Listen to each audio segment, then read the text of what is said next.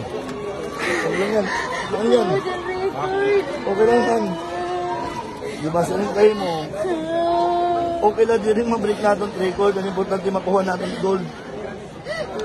Okay lang yan. Ako wag yak. First gold Okay lang yan. Okay lang yan.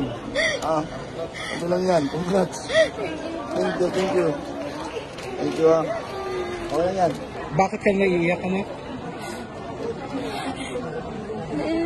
Nakuha ko po yung gold, hindi po nasayang yung training. First year ka pala? Ayun, Grade mag-training na po. grade 9. Okay. So, hindi na sayang yung training. Oh. Ilang gold mo ba to na sumali dito sa Canada? Yung una po silver sa Cebu. Tapos Sa ngayon, 3,000. So, defending champion ka lang? Or... Hindi, 3,000. Second silver. Okay. So, ano masasabi mo ngayon sa pagkapanalo mo? Papasalamat po ako kay God po dahil narinig niya po yung mga panalangin ko at mga sacrifice ko na ginagawa sa training.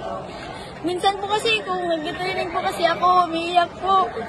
Tapos yung pag-iyak ko po, ginagawa ko na pong motivation po para po makuha yung gintong medalya sa palarong pambansa at pangarap ko po maka-Olympic para po matulungan yung pamilya ko.